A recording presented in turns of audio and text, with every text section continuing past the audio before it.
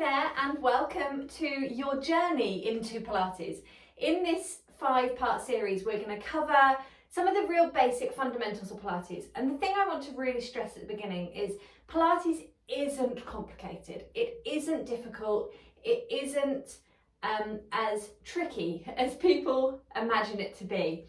The thing with Pilates is that there's a lot of detail around the movement and the way we move.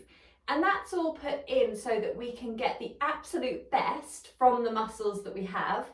We can make sure we move the body in all different directions, in all different positions, add load when we need to, making sure we've got support where we need it. So I think Pilates gets a reputation of being complicated and all about the breath cycle and oh my god, I can't think what I'm doing and breathe at the same time, and oh, it's too much, I'm losing it.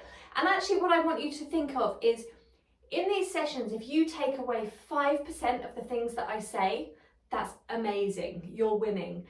If you take away everything, you're probably going to be overwhelmed. But I talk a lot through the sessions because I want to give you as much information as possible. But each one of you is going to take the snippets that are relevant to them. So please don't think that you have to do everything. If you can't coordinate a movement with the breath cycle, focus first on the movement. Focus on what are we trying to stabilize and what are we trying to move. And just think about choreographing your body to move in the way that you choose it to move, rather than allowing old habits to take over. So we're going to start with 2 fundamental principles of Pilates. The first one you're going to be lying on your back for, and we talk a lot in Pilates about a neutral position. Now, finding your neutral position, there's 2 parts of this. There's the pelvis and then there's the spine. So to have a neutral spine, you have to have a neutral pelvis. You can't have the spine without the pelvis. So we start with pelvis. And I just want you to check here with your knees bent and your feet flat, roughly hip distance with the legs. Check that your weight bearing is on your tailbone. You may or may not have a little arch underneath your lower back, and often teachers refer to that as the point of how you know you're in the right position if you have an arch there. I would say that's incorrect because everyone's spine is slightly different in shape and in curvature. So the way to check that your pelvis is neutral is by making sure that your 2 hip bones and your pubic bone are lying flat on a level plane. Now what you'll see in a different, if that was different, would be your lower back could be compressed to the floor, and you'd see as a consequence that my pubic bone has raised higher than my hip bones. Equally, if I'm overarched through my spine, my pubic bone goes lower than my hip bones. So I want to find a kind of comfortable position between those 2 points where I feel like my hands lay parallel to the floor. They're flat and they're parallel. And then that creates your neutral spine. So then you may or may not have this little arch here. Some will be shallower than others. I've got quite a deep arch, I've got quite a curvy spine, so quite a deep arch for me there. I can easily get my hands underneath. And I would be potentially much more comfortable even with a bigger arch. So I have to be really careful to make sure that these hips are in line, and you need to just take a second and just play with that. Just figure out this tilt forwards and backwards and just feel the point where you sit between those 2 positions.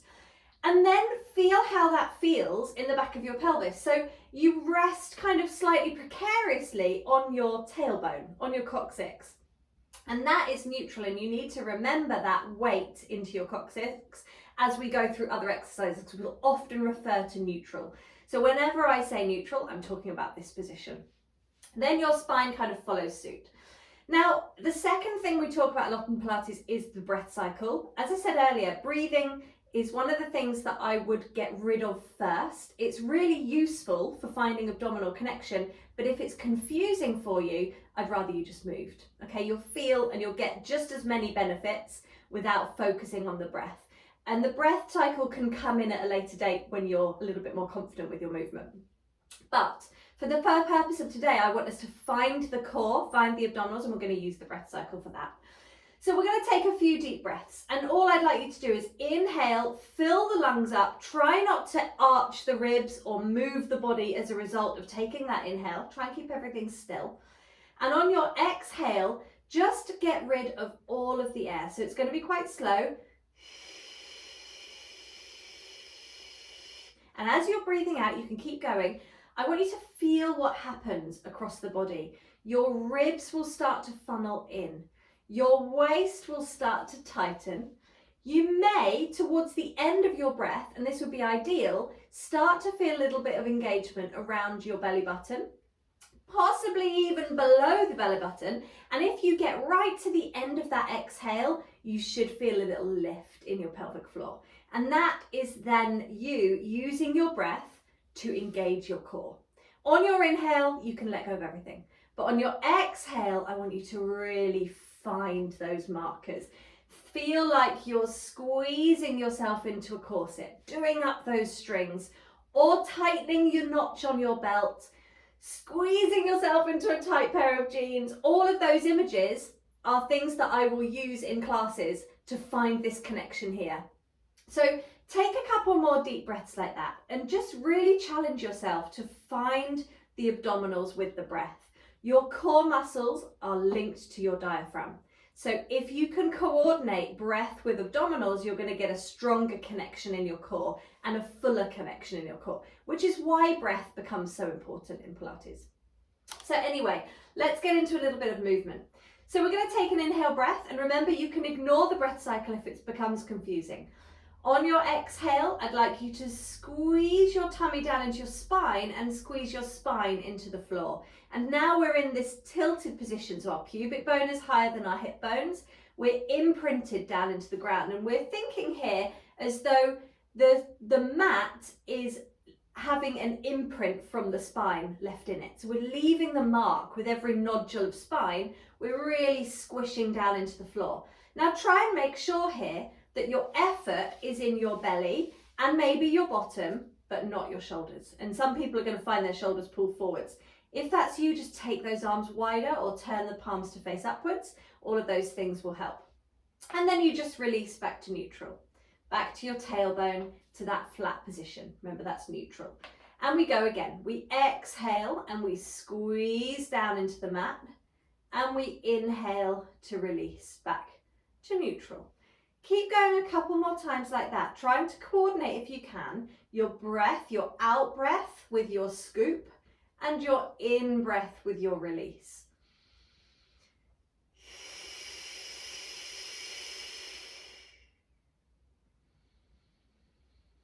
And remembering as you go through these that it's not about how big the movement is, it's just about coordinating those two things. I don't mind if your lower back doesn't touch the floor. In fact, I've had loads of clients that when they first do this, they don't get that full imprint. Their spine just doesn't have that mobility. So if that's you, don't worry. We're going to work on that and building up that mobility in the lower back. The lower back is made up of bigger vertebrae, so we tend to have a more solid movement there. They tend to be linked or fused together, or they work as pairs. They're lazy on their own. So very often we feel like we don't get a great articulation through that lower back. So these tilts are a really good place to start any workout because they're a really good release for your lower back. But I'd like you to coordinate the breath because I want you to also feel a little bit of abdominal connection when you squeeze and scoop and release back. The easiest and quickest way to find mobility in your lower back is to use the abdominals, use the core muscles to pull down and releasing back. Now on your next one, you're going to imprint to the floor, hold it here. Now we're going to take the bottom off the ground. We're going to start to lift the bottom, and you're going to peel up about halfway. We're not going all the way to the top, we're just going to stop about halfway. Take a breath and then peel back down. Now as you come down, feel like your ribs go down first, that you then walk through your mid back towards your lower back and towards your tailbone, finishing back in neutral in your little arch of the lower back. So we go through that again. We'll walk through that again. We squeeze into the mat first. We lift the tail. We pull up every vertebra as we come up to this kind of 50% lift. Now I could go to 100, but can you see what happens to my back? I want you to stop at 50 because I want you to hold that tuck. And then we curl back down. Ribs first. Feel like you melt your heart to the floor. Watch those shoulders come along every vertebra and finish back in neutral. Now these are called pelvic curls, spine curls, they're also known as. You're moving, or you're aiming to move sequentially through the spine. And the reason these are incredible for your spine is that that sequential movement wakes up every little muscle between the vertebrae, the ones that tend to be lazy or tend to team up and work in pairs or groups. It creates a load more mobility for your spine. It creates an incredible connection between abdominals, core, mobility and breath, if you can remember the breath. So it does all sorts of great things. It switches on your hamstrings and your glutes. It gives you a little bit of an eye on what's happening in these shoulders. There's a really good chance yours are pulling forwards, particularly on the way down. So it gives you an inclination, an indication immediately that if that's happening for you in the shoulders, your chest is tight. So immediately you can go, okay, I know I need to stretch that. It's not that your shoulders are doing too much work, it's that they can't not work because they're tight across the front here. Let's do 2 more like this. We're going to round and peel up. Now images work for some people to get the idea of what we're trying to do here. So imagine this is your spine is a string of pearls. You're going to take 1 pearl to the floor at a time. Working along that spine, find your way back to your tail. Let's go 1 more time. We imprint, scooping to the floor, lift the tail, follow every single pearl as you lift up towards your shoulder blades. Hold here and then drop those pearls back down into the little nooks that you've created on your mat. Find your way back to your neutral and hang out here. Now hold this position. Tighten that belt again. Feel like you've squeezed yourself back into that corset. Relax the shoulders. Bring 1 leg up to tabletop. Now, knee is over hip, leg is parallel to the floor. Squeeze that tummy a little bit more. Tighten that belt again. Try and stay on your tail if you can, and then bring your 2nd leg up. Hold it here. Now we're strong through the tummy. We've tried not to sink into the lower back. We're trying to stay in this neutral position, and then bring 1 leg back down and join it with the other leg. Now if this is okay for you, carry on with that. It's an up, up, down, down movement. The other option would be single leg, lift and lower down. Now the aim, whichever version you're doing, is to keep this pelvis still and to not sink into the floor. So the tilts we did just now, we don't want that now. We want to stay on the tail. We're going up, and if you can, 2nd leg up, 1st leg down, 2nd leg down. Now often people don't know what's happening in their chest and spine and ribs and pelvis, so hands on tummy can be useful. If you find that this goes straight into your lower back, then you have 2 options. You can either stick with single leg and really work on tightening that belt as you lift, controlling the belt nice and tight as you lower.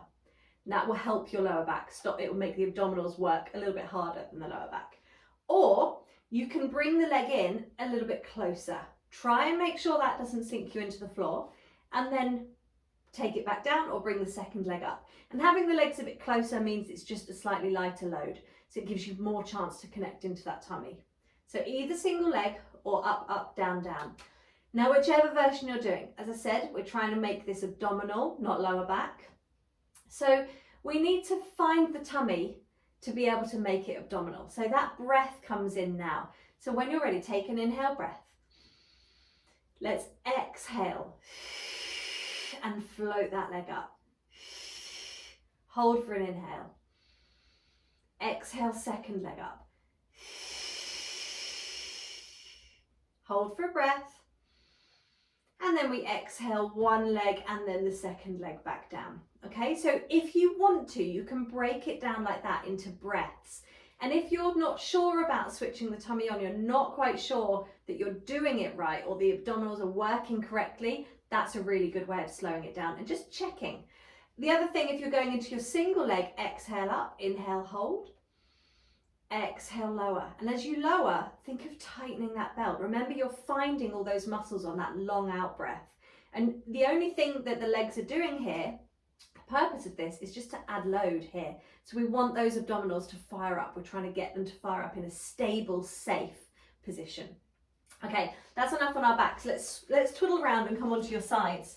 So we're going into a clam exercise here. So you're going to have your legs are bent and feet in line with your tailbone.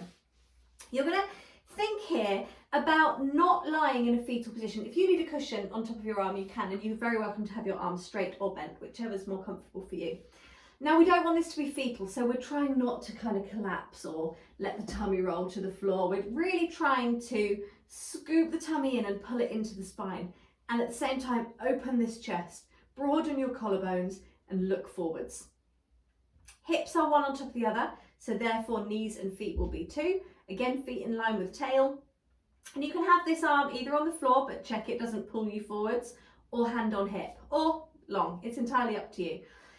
Now, keeping the tummy pulling away from the floor is active abdominal engagement. So don't think that this isn't core work. It is. We're not trying not to collapse, not to sink, but instead drawing that belly in. And you might find you've got a little bit of space underneath your waist. Not everyone will have that, and don't worry if you don't, but you want to feel that tummy pulling in, scooping in, sinking to the spine. And then when you're ready, keeping your heels together, we open that top knee. Now, these are a great beginner exercise or an intro exercise because they're about strengthening the smaller muscles. We work a lot in Pilates on working in the smaller muscle groups rather than focusing on the big ones all the time, the dominant ones. We work on the little ones, the stabilizers. And the reason these are so powerful is they give you a chance to switch on in the tummy. They make sure you focus on pelvic stability. So you don't want to take that leg so far that you roll back, because that means you lose tummy and you lose the essence of the targeting the small muscle. But the reason we target that small muscle is for so many reasons. It helps with hip mobility. It helps with knee stability. So if you have issues with your knees or painful knees, if providing it's nothing like, arthritis or something like that, but it could just be stability. It could just be that the muscles surrounding the knee are having to work too hard because your hips aren't or your glute med isn't. So clams can be really, really beneficial for that. What I do find, and we're going to come in the next session into a bigger set here, is that this muscle tires quickly. So to begin with, just focus on clams. Just stay in this position, focus on this rotation. Imagine that ball and socket joint. You want that hip to turn out, release back. And remember, it's not a big movement. It can't be a big movement. We don't have that much rotation in the hip to make it a big movement. If your knee's coming up to the ceiling, it's because your pelvis is moving. So get that hip forwards. You want to face it forwards. Have the hand there if it helps. Get a bit of tactile feedback and just move in the thigh bone. Let's make this one your last one, and we're going to swing round and do the other side. So twiddling round. In our next sessions, we go into much more of a workout mode. Initially, we're keeping these really factual. I'm trying to give you the information that you need. So again, chest open, ribs in, tummy on, hips stacked, feet roughly in line with your tail. And when you're ready, you get going. Exhale, open, inhale, close. So your exercises in Pilates are 90% about the setup, getting yourself organized, knowing where you are in space, understanding that if the ribs are out, you're shortening the lower back, so you're making the lower back work. Drawing those ribs in means you can target your tummy a bit more. Understanding that as soon as you let that shoulder roll forwards, you compromise everything. The shoulder comes forwards, the tummy lets go, everything comes into a relaxation pose. So understanding that, yes, we're working glute med, but if we want that to work, we have to have this set, because if these shoulders roll forwards and stop stabilizing, it impacts all the way down. It creates a big ripple effect. And it means that we can no longer target these tiny muscles that we want. So the detail in Pilates is about isolation. We want to get the muscles that we want, that we are choosing to work, fired up, rather than the habitual muscle patterns that are always working, that are perhaps causing you pain or injury or imbalance, instability, lack of tone, lack of definition. All of that can be as a result of just using the same muscles all the time. So it's a lot of detail heavy. So when you're ready, let's make this one your last one and relax there. Let's come up to sitting. One of the things I love about Pilates is that we move the spine. It's about that rotation. This is what makes you feel taller and better at the end of a session. So we're going to take the arms in front of you into this little genie pose, and you're going to draw your shoulders down so your armpits pull down to your waist. Sit bones on the ground. So you can do this in a chair. If this is all about the thighs for you and you just feel pain here, or tightness or heat, then sit on a chair and do it on a chair. Your knees need to stay together. So if they slide, that's an indication that your pelvis is moving. So we want to keep those legs still, so the pelvis is still. Take the hands to genie, draw your shoulders down, and imagine there's a ruler behind you and you're lifting yourself up that ruler. So don't collapse, don't lean back, stay nice and tall. Holding this, shoulders down, chest proud, we're just going to turn to one side. Remember, those knees need to stay together. And we just rotate the chest to the side of the room, shoulders down. Try not to let the arms move ahead of the chest. Keep the wrists in front of the ribs. And then we turn back to center. Now, as you turn here and you're going to go the other way, I want you to be lifting up along the length of that ruler. So don't collapse, don't be lazy. Squeeze the tummy and extend that spine. So we want to rotate the spine because it's part of the function of the spine. We need to have rotation, and it's one of the things that most people lose. But we also want to find space to get the rotation. So we need to think of those vertebrae as like a spring, a tightly coiled spring. And as we sit in this position, we're trying to extend that spring.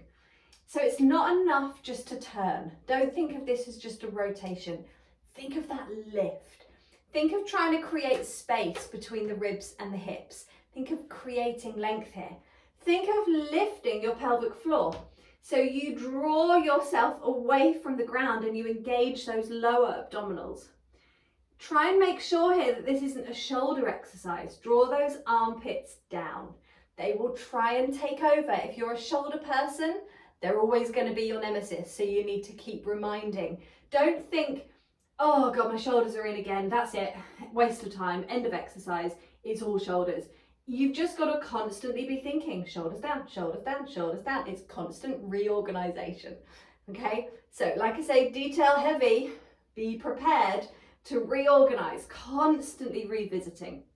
Let's come back to center and just relax there. Twiddle onto your tummy. Our last exercise today is our back extension. So we're going to lie on the front. And this is to get some movement into our thoracic spine. These are great for posture. Have your arms in a W. Take your legs a little bit wider perhaps than hip width. And then just rest your forehead to the ground. Pause here. Now, draw your shoulders back. There's a load of detail that we can go into here, but we're going to keep it simple for today. Your elbows and your ribs, your lowest ribs, don't leave the ground. You're going to start by rolling your nose forwards. Imagine there's a marble in front of your nose and you're just pushing it forwards, just nudging it. When your nose has gone as far as it can, you're then going to lift up. Now don't push the chin forwards. Keep the eye line sliding along the mat like your eye line is now pushing that marble forwards. Look towards the end of the mat. Try not to look forwards towards the wall in front of you. Come as high as you can, keeping the elbows and your lowest ribs on the floor, and then release down. Okay, biggest mistake I see is that people lift like this. And can you see how little my back is doing and how much my neck is doing? So I don't want that. I want it to be this section, rib cage, bra strap upwards. So we roll the nose forwards. And now as you lift up, remember your lowest ribs and your elbows are staying on the ground. You're going to lift and you're going to imagine there's a torchlight on the front of your chest. You're trying to slide that torchlight forward. Don't lead with your eyes because that will push your chin forwards. Think of opening that chest. Hold here now, think of broadening your collarbones. Think of sliding those shoulder blades down and then rest back down. Relax the head to the floor. Let's go one more time. We roll through, roll that nose, push the marble, inhale up. Now if you can inhale to lift, you're going to fill those lungs with air and you're going to naturally open the front of the chest. We don't want this to be a lower back exercise. This is a thoracic extension, so it's upper back. So let's take this a couple more times and let's focus a little bit more now on tummy. So we roll the shoulders back. Now think of your belly button. Just imagine you're trying to lighten the load on that belly button. You're trying to just let it hover. It won't physically leave the ground, but it should feel like it could, like you're trying to really scoop it and suck it away from the floor.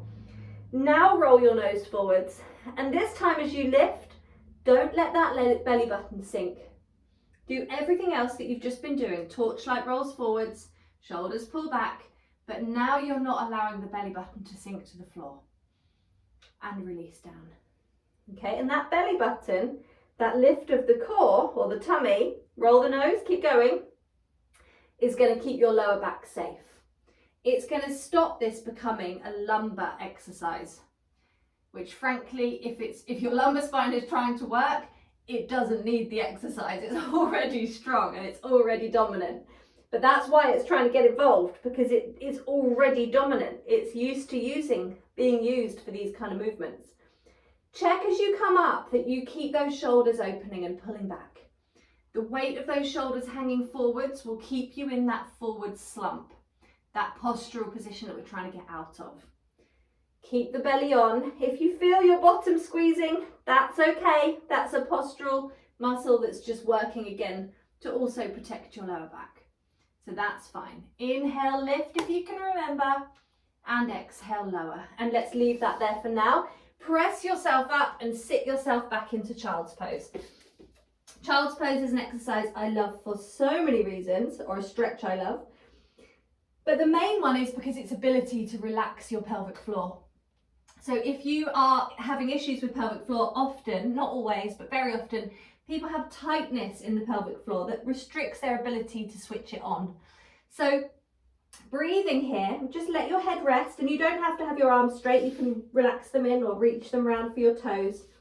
Just taking some big breaths here and breathing into your pelvis. Imagine this area broadening on every inhale. Really open the back of the hips, back of the pelvis. Allow that to rest and relax and release. Just take a couple like that, and when you're ready, you can come up to sitting. Well done, give those shoulders a roll. So, as I said at the start, the full disclaimer was, this is detail heavy, and it is detail heavy. As we go through, once you know some of the details, you can start filtering out. So you'll find it's not so overwhelming. Initially, it feels like there's a lot to remember, a lot to do. But what you will find is that I am the teacher that will remind you all the time. You'll get sick of hearing me telling you to turn your tummy on and switch your shoulders off and blah, blah, blah. So don't feel like this is on you. This is on me to remind you. So listen up. Be willing to learn, be open to correction, and I think you'll love it.